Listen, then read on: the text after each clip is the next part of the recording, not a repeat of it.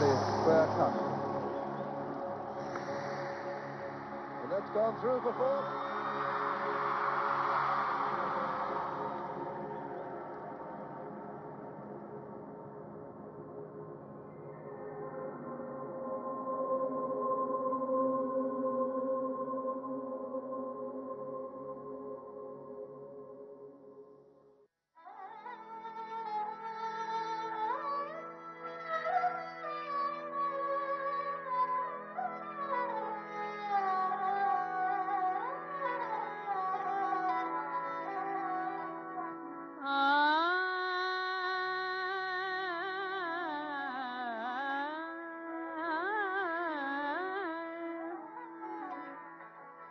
अब छलकते हुए सागल नहीं. I think we met at a cricket party in Calcutta. He had come to play, and of course we were all cricket mad and cricketer mad also.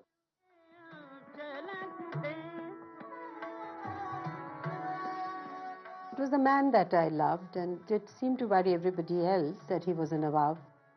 Like it will be height of Ayashi, and he was feudal and he didn't have a 9-to-5 job.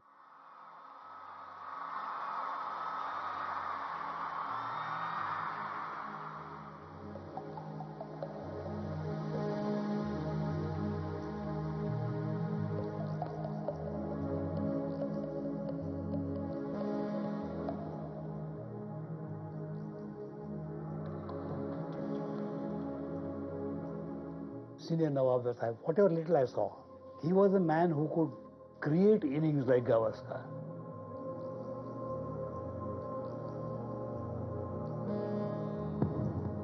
While Nawab was exactly opposite.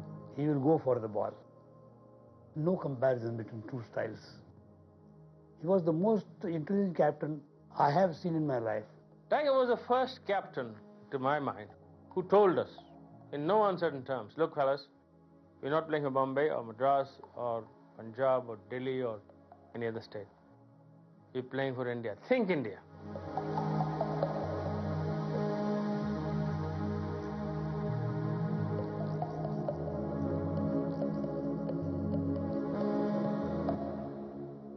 My only complaint is that he was too lazy, he was too laid back. I can't imagine a captain of his height not having a kit bag of his own. See, he would use somebody else's pads, somebody else's gloves. The bat is the most important element.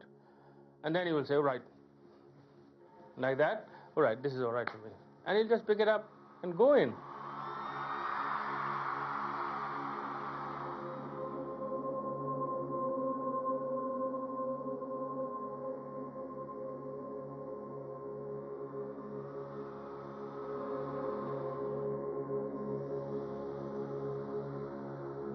The earliest memories I have, I think, of being really tiny, people saying, hello beta, what does your father do? And I'd say, he's the captain of India, and be very proud. I did play some cricket at university. I played one match, and he told me after that, he said, I forbid you from playing cricket ever again.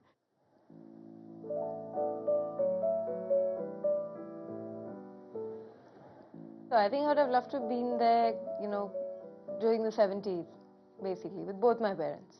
Because it was a different time. And you see the stories, you see the pictures, you see the kind of life they had. The glamour combined with the simple nuances. But that era was something else. How glad the many millions of Timothys and Williams would be to capture me. From being a prince in Bhopal and Pataudi to Oxford and Winchester and India that it was in those days. And of course, playing international cricket with one eye. He was like Al Pacino to me. Slightly taller version. And definitely better at cricket.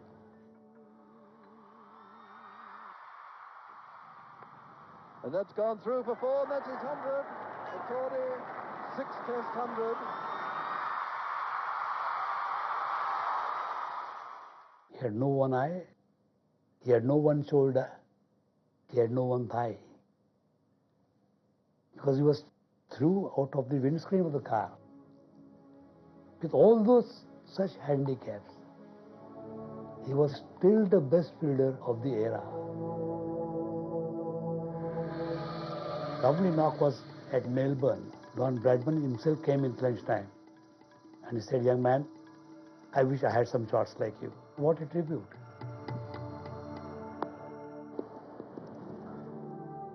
When you get older, it's the mad things that you've done is what you remember, no?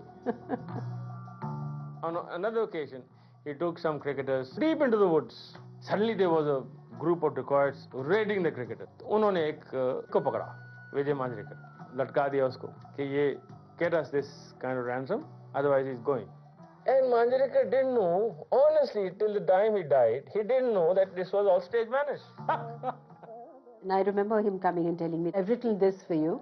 Dile nada tujhe hua kya hai? Aakhir is dard ki dawa kya hai?" Next day I said, "Firoz, you know, Tiger's done such a wonderful thing for me." Firoz said, "You idiot woman." That's Ghalib, for God's sake.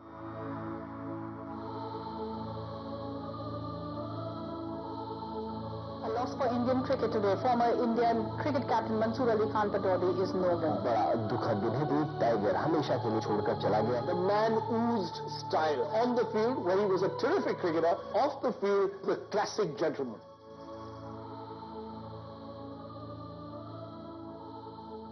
I think the most important thing Abba has demonstrated by example what it is to be honorable and correct and dignified and strong and silent.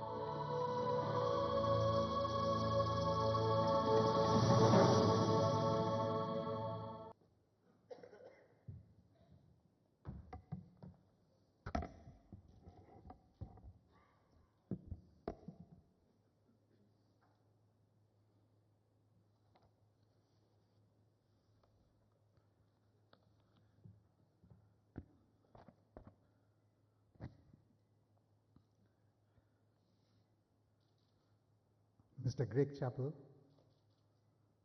Mrs. Sharmila Tagore,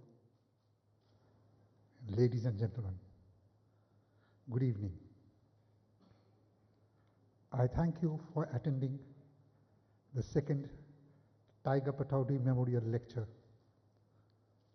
The film you just saw was made by Sharmila Tagore.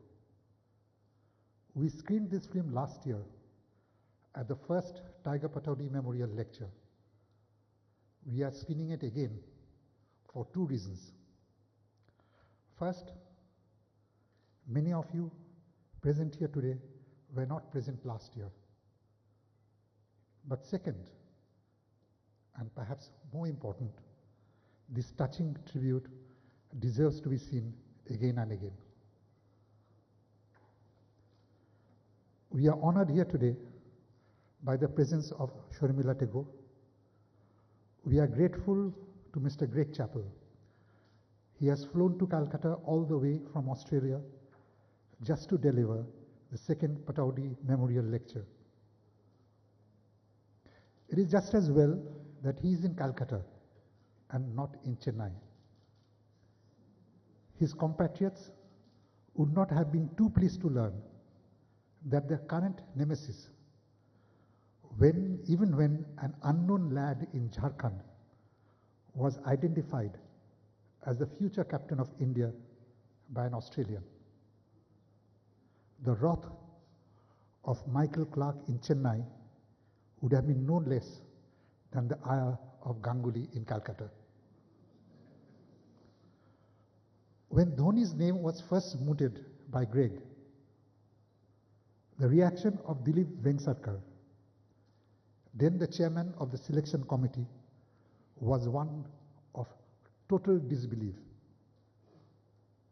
The fact that the BCCI eventually considered the proposal would indicate that there is hope for cricket in India yet. Last year, Imran Khan took time off from his prime ministerial quest to deliver the first Tiger Pataudi Memorial Lecture. For those of you who were not present on that day, here is a clip of what he said. You are admiring two cricketers. One was my first cousin Javed Barki. And Javed Barki and Mansoor Ali Khan played together at Oxford. So they were in the same team along with another Indian, Abbas Ali Beg. So the three of them were at Oxford about a decade before me. So as a boy growing up, Javed Barki was, because he was my first cousin, my family, we always wanted to emulate him. So here was someone who was good at studies and also good at sports. So this, thank God I followed a role model. Otherwise I would not have studied. And the biggest blunder I would have made if I had not studied. The other, of course, big reason I studied was my mother. So when I was 18 and on the verge of playing for Pakistan, she insisted that I would only play if I completed my education afterwards. So of course we had these role models. And from Javed Barki, we always used to ask about Mansoor Ali Khan. And now this is what he used to say. Now remember, I'm a child growing up.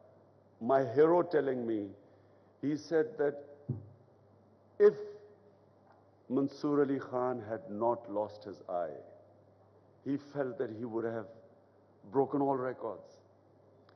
That such was his talent in university when they used to be playing together. He said the quality of strokes he could play, he said mere mortals could not play those strokes. And to actually have gone on with one eye and have the sort of record which Mansoor Ali Khan had, the mind boggles what he could have done with both eyes. So we grew up, me looking up to my cousin Javed Barki, who became the youngest test captain of Pakistan, sadly only for one series. He had similar sort of experience which the current Indian team is going through. And he was dropped. But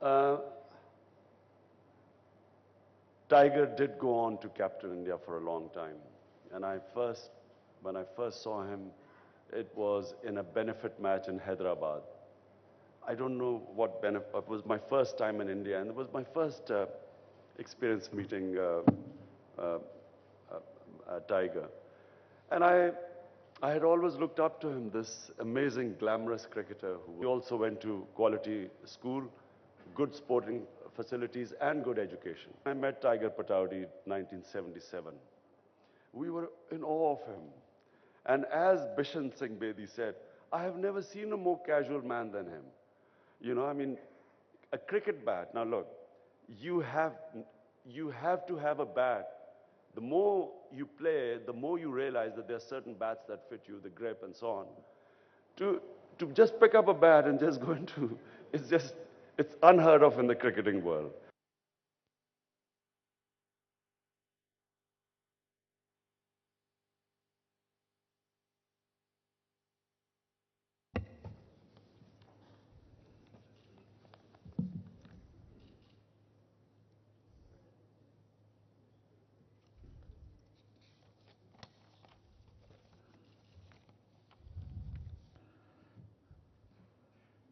Let us now come to the present.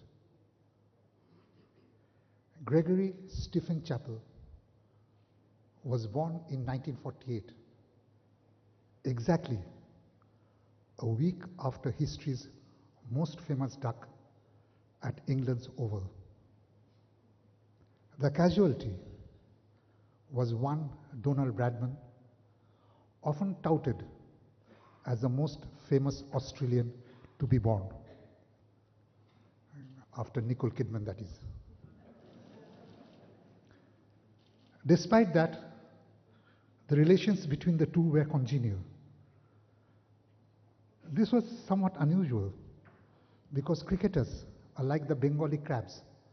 They are forever trying to bring each other down. In India, Gavaskar does not like Tendulkar. Tendulkar does not like Dhoni. Dhoni does not like Ganguly. And Ganguly does not like Dravid. Over there, down under, Virtually nobody liked Bradman, least of all Greig's very gifted brother, Ian Chappell. But Greig was not his brother's keeper, and so was not affected by his siblings' prejudices. Bradman chose to return the favor. He corrected young Gregory's cricket grip, and thus was born a cricketing Jedi. It is said that neither Australian nor world cricket has been the same since. Certainly not cricket in Calcutta. Thereby hanged a tale. I had a friend in London, a flag-waving Australian named Robert Thompson. Robert now edits the Wall Street Journal in New York. Back then, he edited the Times in London. The Hindus regard Lord Krishna as the embodiment of perfection. Robert, a cricket aficionado, regarded Shane Warne as the model of perfection and, goes without saying, the fountainhead of wisdom. When words leaked that the BCCI was considering Greig Chapel to coach the Indian team, Robert turned to the leg spinner.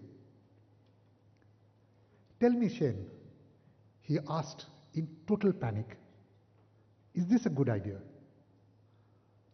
The spinner found this as puzzling as Bradman found Eric Hollis's googly, and asked Robert to elaborate on his concerns. "What happens if he fails?" explained Robert. "There have been times, Robert," the leg spinner said, "when even I have failed to take a single wicket." "An Australian cannot be seen to fail," came the frosty response. "But," observed one wisely, "Indians are ungovernable, and cricketers are more ungovernable than the rest." Seeing the frown on the face of my friend, the spinner consoled. "You worry too much, Robert. God in his wisdom has created Greig Chapel. Have faith. If anybody can discipline the Indians, it will be Greig Chapel." For over 3,000 years, India has resisted change. From Bhagavan Krishna in the Mahabharata wars to Manmohan Singh in our time, the prophets of change have always found themselves on a sticky wicket. So did Greig Chapel really stood a chance? There is a little moral in this tale. Even divine benefaction can fail to work if the force is not with us.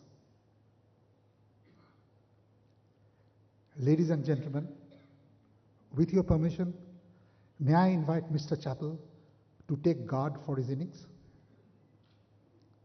The usual leg stump, I presume, Mr. Chappell?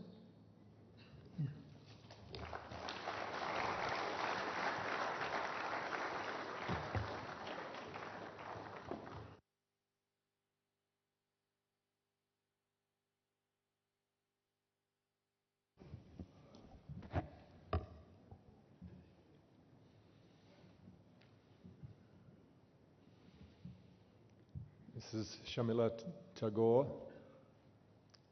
Mr. Aveek Sarkar, thank you very much for the kind introduction and for the kind invitation to have the honour of delivering the second Tiger Pataudi lecture. Judith and I are delighted to be back in India. We have a special affection for the country and a special affection for the people. We had a wonderful 3.5 years in India, including 2 years with the Indian team. There were some wonderful moments. There were some great challenges. There were days when I wondered whether it was all worthwhile, particularly when the effigy wallahs were doing their work from daylight to dusk. I actually thought of a business opportunity at that time. I thought of producing some miniature effigies so that people could have them, and when the mood took them, they could burn them at their leisure. I thought maybe $1 each, I could retire a rich man.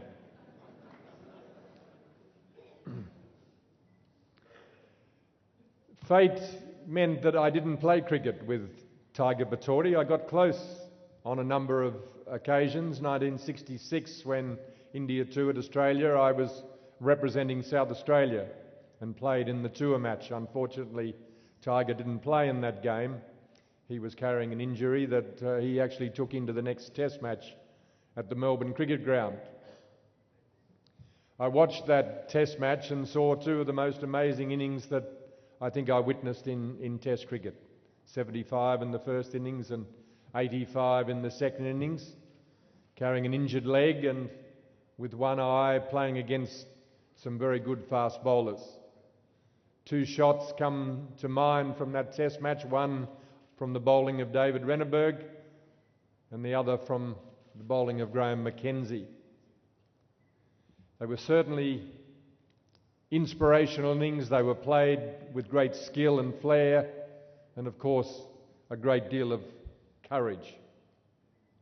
I next met Tiger in 1968 when I was playing county cricket in England for Somerset.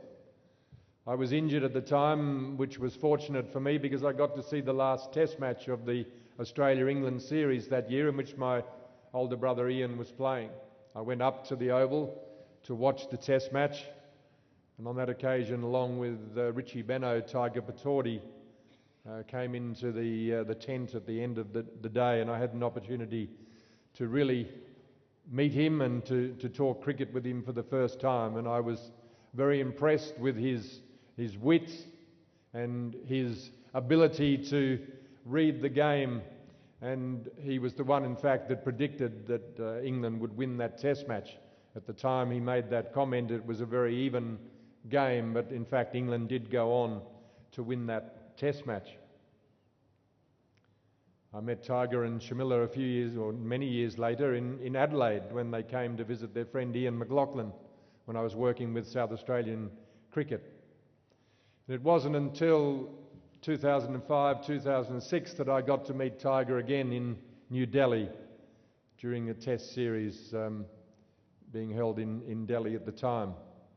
And we had a wonderful evening, and I had the opportunity to spend quite a bit of time talking with Tiger about cricket, particularly Indian cricket. You would think with our backgrounds that we didn't have very much in common. The prince on the one hand and the pauper on the other hand.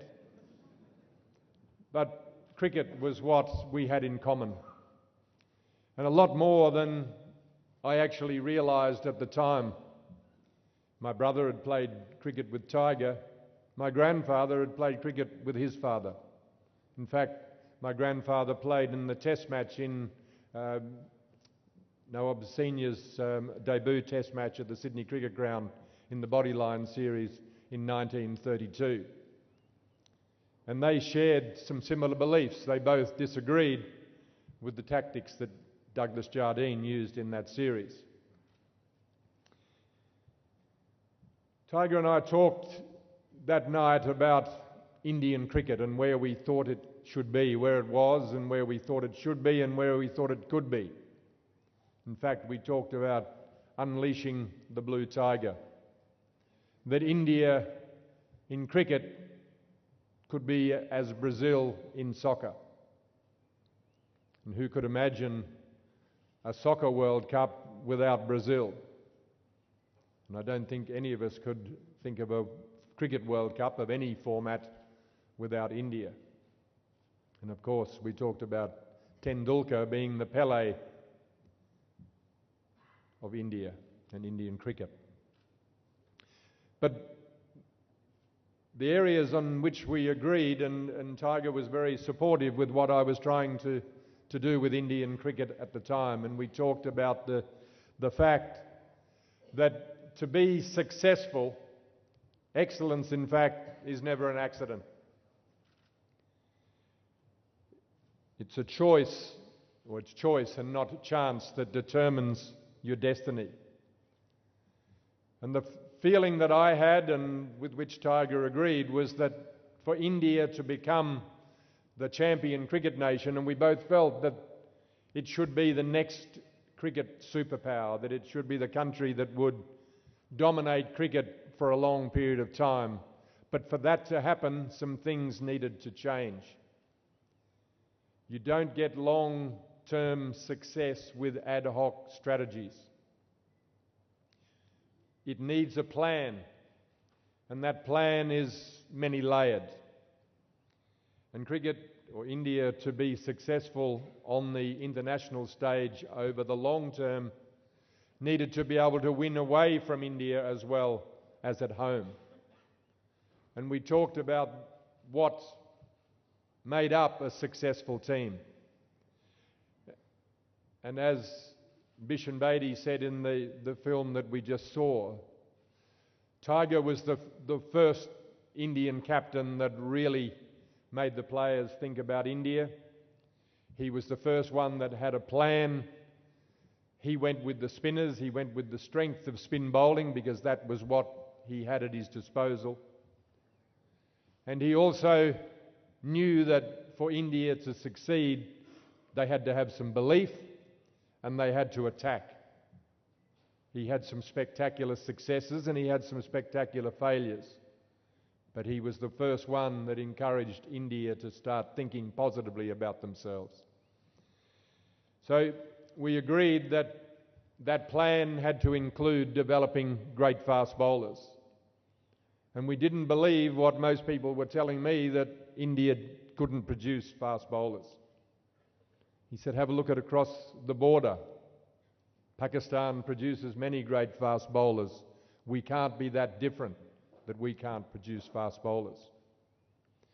But his feeling was that domestic cricket was where it had to start, that this plan had to be a long-term plan. And it had to start firstly with the standard of cricket at the domestic level, the standard of pitches at the domestic level that was going to encourage the production of the types of cricketers that successful teams had produced. And every team that has dominated at the international level for any length of time has had good fast bowling.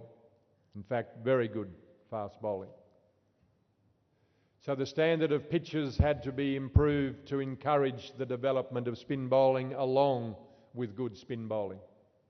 It had to encourage batsmen with flair and skill who were prepared to take the game on.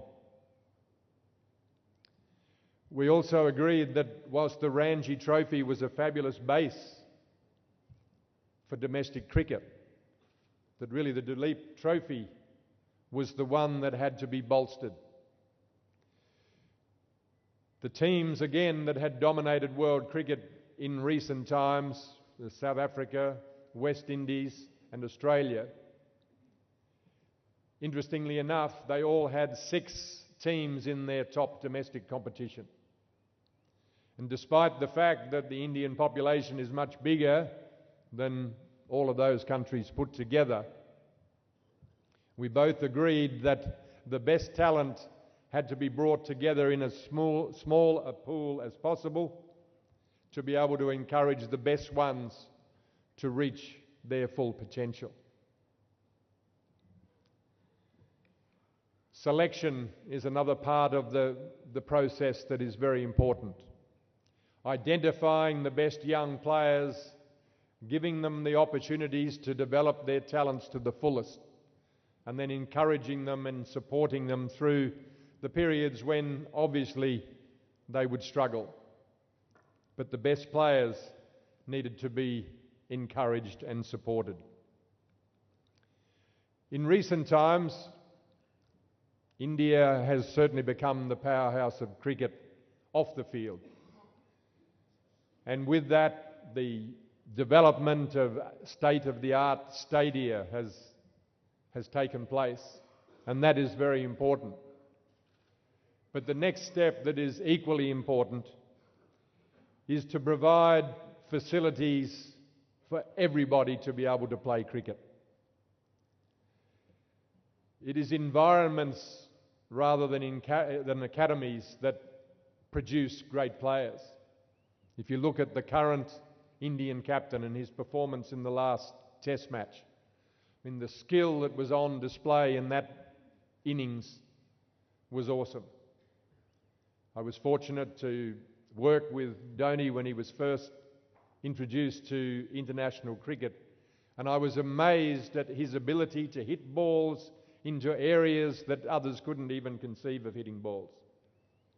And he developed that talent from playing his cricket on a variety of surfaces. He played on broken ground, he played rarely on perfect turf pitches as a young cricketer.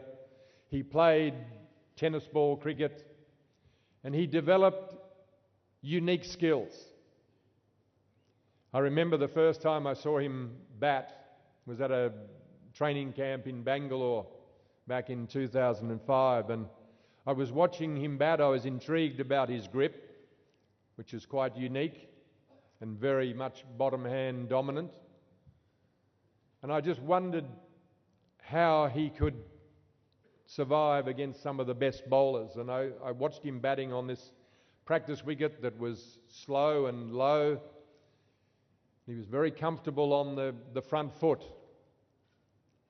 And Ajit Agarkar was bowling, and Ajit is quite quick, surprisingly fast, and has a very good bouncer. So I suggested to him, maybe try Dhoni out with a bouncer. And Ajit bowled him nearly the perfect bouncer, going virtually straight at his head. And the blink of an eye, Dhoni swiveled on this ball, and the crack of the ball on the bat was only matched by the crack of the ball hitting the fascia of the grandstand about 5 stories above his head. It was a remarkable performance, and I suggested to Ajit that maybe it was a fluke. Give him another one. He hit the next one a little bit harder and a little bit further. A little bit later, some months later, we had another training camp in Bangalore, and Dhoni, we were in had a one-day series coming up, and we were practicing improving our run chasing. It was one area that we felt needed some improvement, and we were doing some scenarios, playing some 10-over scenarios, and we'd had a couple of sessions before lunch. We had a break, and we debriefed and talked about what we'd learnt from those sessions, and then we went back out after lunch. And I remember Dhoni and Gautam Gambhir were the two that were batting, and the scenario was 20 to 30 over mark against an older ball and the spinners bowling, and again this wicket that had been prepared for the camp was very slow and low. The ball wasn't bouncing and was very difficult to force the pace. And I said to Dhoni, what do you think is a fair target in these conditions? Make it challenging, don't make it too easy. And he said 84. And this is before 20-over cricket. 8.5 runs and over I thought was fairly challenging, and I thought he'd given himself a reasonable challenge, and I was very interested to see how successful they would be. Dhoni took strike. The first ball he played for a single. Gambhir played the next 5 balls as dot balls, so 1 off the first over. Dhoni took a single off the first ball of the second over, and Gambhir played 5 dot balls to end the second over. I was thinking to myself that the target now was very challenging, and I said to Dhoni as I walked away, I was umpiring in this scenario, and I was walking away to square leg, and I said to Dhoni, MS, what do you think of your target now? And without a blink, he said to me, if I get some help from the other end, we'll get them. And he did. He got them with 4 balls to spare, and I've never seen as many balls hit into unusual places with such power by anyone before or since. That skill cannot be taught. That skill is learnt, and that's why I say environments, not academies, are what makes great players. And taking the Brazil analogy a little bit further, I was reading some years ago about Brazilian soccer and how they felt that they'd won a couple of World Cups, and they thought they'd done this with no education of the players. Basically, the players had grown up playing their football in their villages and their townships, and Brazilian soccer had got to the top just by natural talent. So they felt that if they built some academies, that their soccer would get even better. And what they found was that their soccer went backwards. In fact, they didn't play in the next 2 World Cups. What they found was that the players were fitter and they were stronger. They had better nutrition. They dribbled the ball well, they passed the ball well, but their strategy and their tactics were lacking. And what they realised was that they needed to get back to their roots. So they gave away their academies and they provided environments for the players in all the villages and the towns around the country so that every young boy could have access to soccer. They made the grounds or the areas smaller. They used a ball that was smaller and heavier, and they played on dirt, sand, because this was where their footballers developed their great skills. In these smaller environments with greater pressure, the players learnt these fantastic skills that has taken Brazilian soccer back to the top. Indian cricket can do that. Indian cricket should have the best 5 teams in the world, with the natural environments and the natural advantages that you have with the population. And the reason that that is not happening is because the plans haven't been put in place for that to happen. I've read in recent times that the BCCI has put together again the pitch committee under Daljit Singh, who I think is one of the most talented groundsmen in the world.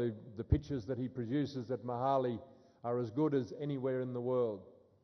They're great cricket wickets that produce good fast bowling, the ball that bounces, the batsman can play shots all around the wicket, where top spinners can perform, top fast bowlers can perform, and batsmen can perform.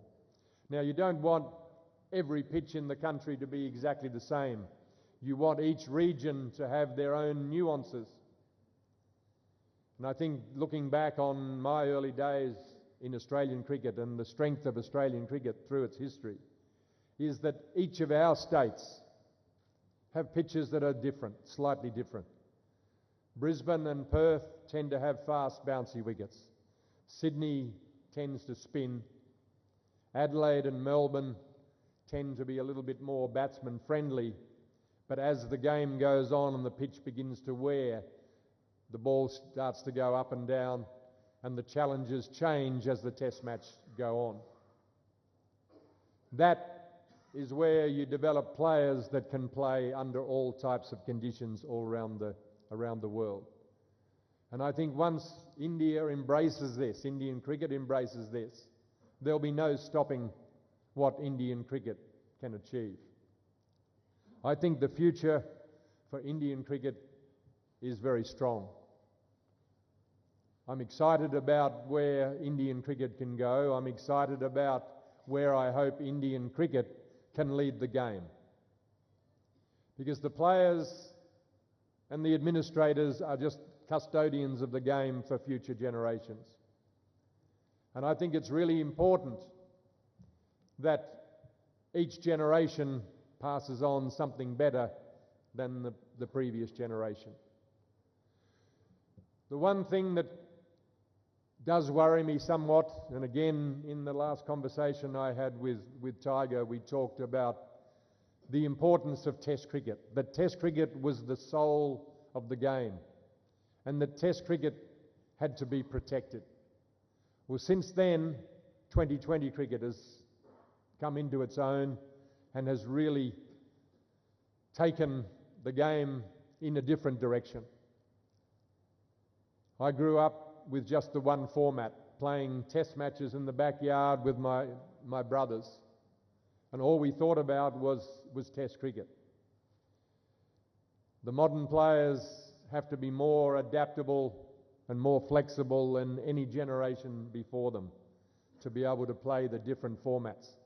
And each one of them has its own challenges. But I think Test cricket is something that needs to be preserved and really needs to be cared for. And I think a lot of thought has to go into how we protect Test cricket, because 2020 cricket is here to stay. There's no doubt about that. We're not going to change that, and nor should we try and change that. But I think we have to take care of the three formats if they're going to survive. I know some people are saying that now 2020 cricket has come in, that the 50-over game is superfluous and should be scrapped. I'm not so sure about that, because the fear I have about Test cricket is that there are the countries, the haves and the have-nots. And there's 4 or 5 countries who can afford the development programs, the domestic cricket, to produce players that can be successful and competitive at the Test cricket level.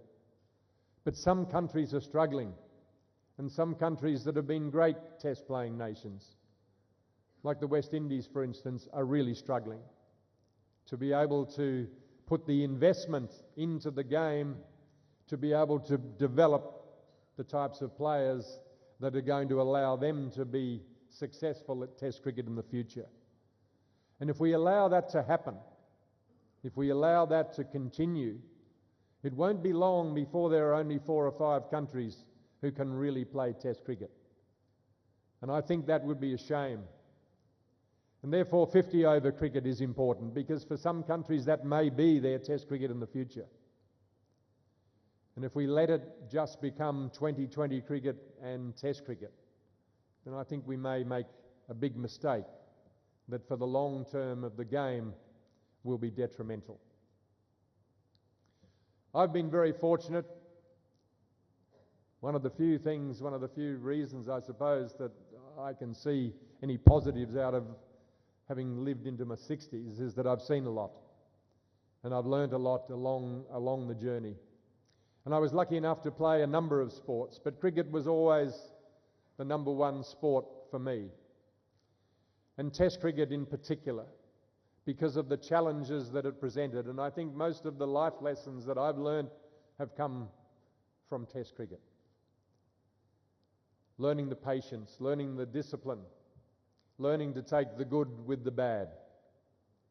As I said to someone yesterday,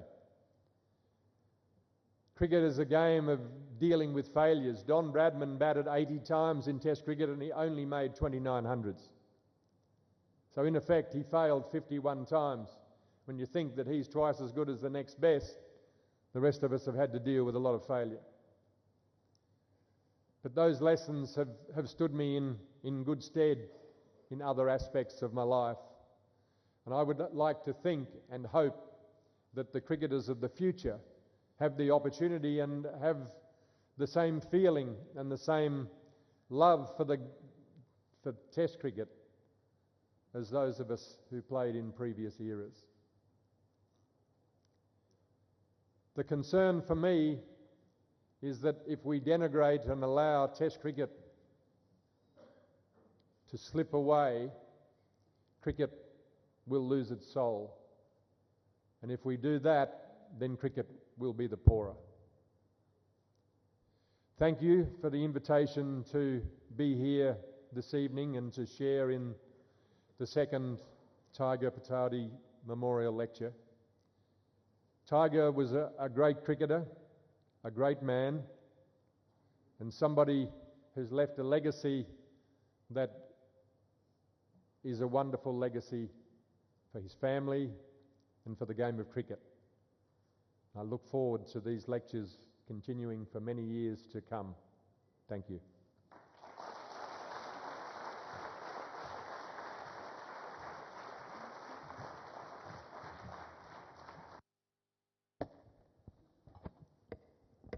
It's wonderful to be here again amongst so many of my friends and well-wisher in Kolkata, where I'm a Bengali, I come from here. And I want to thank Aveek Sarkar, Telegraph, for instituting this annual lecture and the support that Bengal Club and Oberoi has given. And I really want to thank Greig, if I may, to come all the way from Australia to deliver this lecture. I think it's been very inspiring. I think I'm speaking for all to say that it's been very inspiring and very educative. I love the way you say that success is not an accident. It's of choice and not chance that makes it possible. How true. And welcome, Judith. I know this is not a new place for you, but welcome all the same. I hope you enjoy our hospitality. My children had seriously warned me that Abba was a man of few words, so you're not going to go up there and speak too much and diminish his memory. So I'm going to take it very seriously and stop right here and leave it to the experts. Thank you.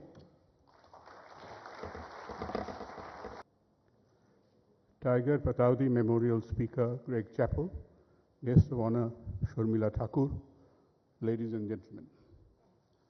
On behalf of the Telegraph and the Bengal Club, our associate, the Oberoi Group, our event partners, and on my own behalf, I cast a hearty vote of thanks for every individual who made this second edition of our annual event dedicated to Tiger Pataudi possible. A big thank you, Greig Chapel, for your efforts towards unleashing the book Blue Tiger, for agreeing to come to our city to speak to us and sharing with us invaluable ideas and extraordinary opinions. You hit all your points characteristically with the middle of your bat, sending them often beyond boundaries of our ordinary aspirations. Sir, you inspired us. One can't help wondering if the just unleashed Dhoni had a private preview of your script before launching his innings last week. I thank Judith Chapel too for coming all the way from Melbourne to Calcutta to be with us tonight. Sharmila Thakur, I convey our deep sense of appreciation for you, for your gracious presence, engaging comments, and sharing your lovely memorial film on Tiger. And as Aveek Sarkar said, many here, thanks to you, saw the film for the first time. I express our gratitude to all of you in the audience, ladies and gentlemen, for your presence, attention, and applause for the speakers. Well, ladies and gentlemen, an event like this cannot happen overnight. The wheels started rolling months ago. It required planning and a bird's eye view for details. We have been fortunate to be backed by a team of motivated and dedicated colleagues at the Oberoi Grant, the Telegraph, and the Bengal Club, who know their job and are always helpful. I cannot thank everyone enough for their involvement and help, sometimes beyond their comfort zones, and provide us the perfect logistic support all the way. Ladies and gentlemen, once again I want to say we are most grateful to Sharmila Thakur and Greig Chapel. We thank them and you once again for being with us this evening. It's been a delight. Thank you very much. But wait a moment. Two more things before I close. First, we have to thank someone who's not with us here, yet very much with us tonight. That is Nawab Mansoor Ali Khan Pataudi, the original True Blue Tiger. Thank you, Tiger, for being you, daring to dream, doing what you did, delighting us all, and showing the way to go to generations of players, past, present, and future. Now, my final task, we have small souvenirs to present to Greig and Judith Chapel. I'd request Aveek Sarkar to come up and do the honors.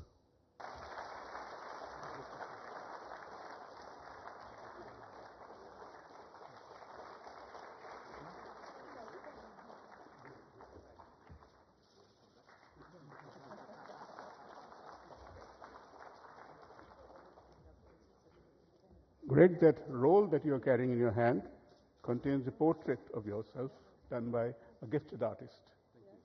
And the packet, the square one, has a Kantha design shawl.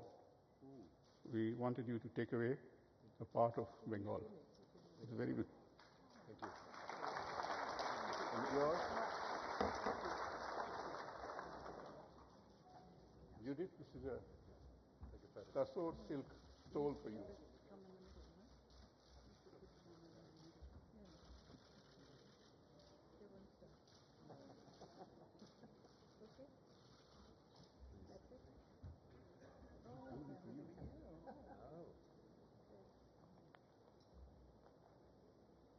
Tasor silk sari.